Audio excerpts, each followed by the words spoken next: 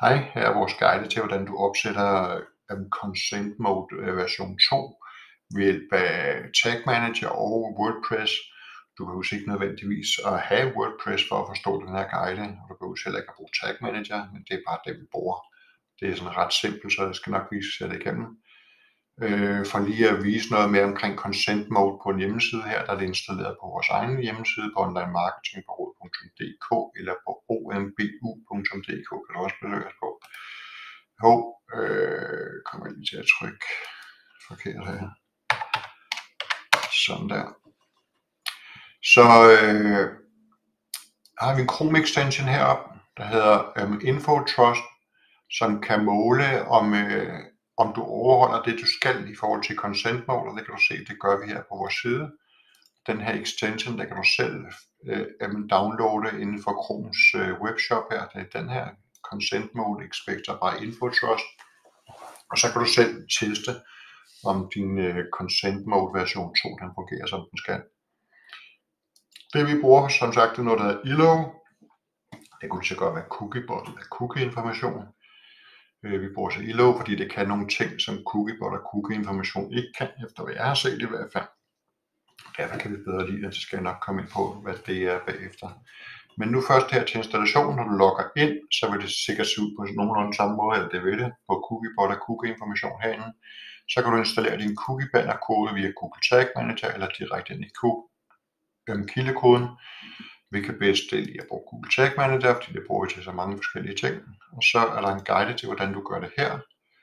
Du logger ind i Google Tag Manager, så går du ind i Templates. Du kan også starte med at gå ind i Tags, men her der går du ind i Templates.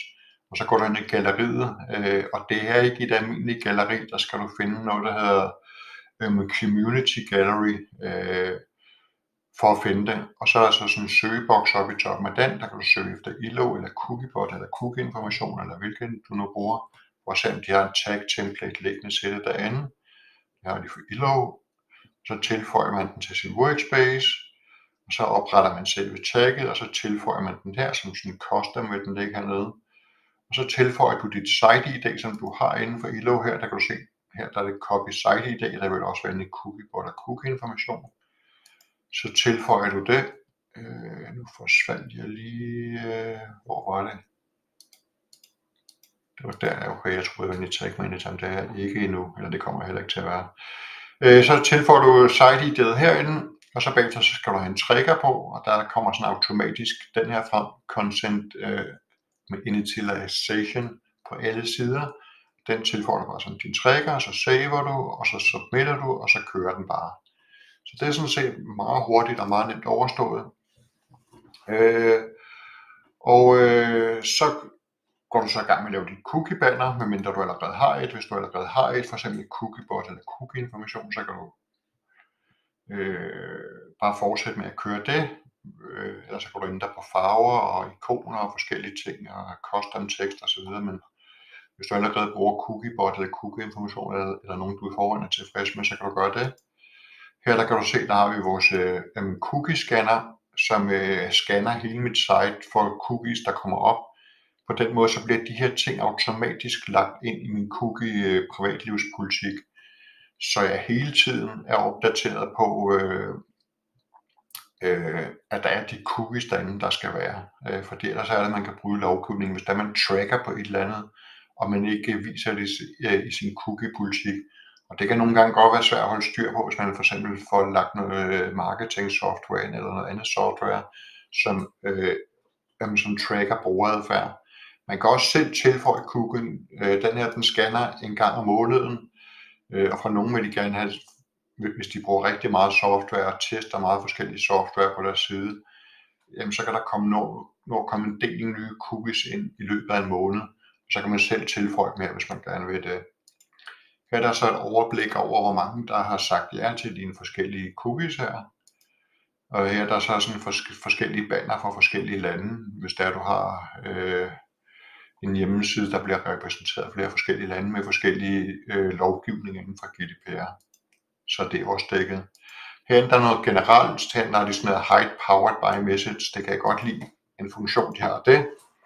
Jeg bryder mig for eksempel ikke om at se, at det her banner er lavet af cookiebot eller cookie-information, selvom jeg godt vil kunne lide dem, så har jeg ikke brug for at lave reklame for dem. Jeg har bare brug for, at når folk er på min hjemmeside, så handler det om mine produkter. Og det kan man så fjerne her, det kan jeg godt lide. Og der er så sådan nogle globale ting, sådan noget global GDPR, som gælder over hele verden med, at man skal blokere cookies, indtil brugeren har sagt ja. Og så er der nogle forskellige andre her, og så er der sådan noget GDPR, som ikke nødvendigvis er globalt, men som i hvert fald er det i EU. Og det tilføjer man så bare det hele, og så kører det bare. Og hvis man er i tvivl om det der med, så kører det bare, så har de noget, der hedder Fines Protector her. Og det er det, jeg rigtig godt kan lide ved det her. Det er det her med, at hvis du skulle få en bøde, altså en fine, for at have brugt GDPR-lovgivning, så betaler de den. Så føler de sig på deres produkt. Skal vi lige gå ind og se her. Og det koster $229 per år, hvis der man køber det igennem os, fordi vi har en særlig aftale med de her ILO. Vi har fået mulighed for at sælge licenser igennem dem. Så jeg skal lige prøve at gå ind og se her. ILO cookies, der pricing, der kan du gå ind og se her. Deres priser. Det er deres normale priser her.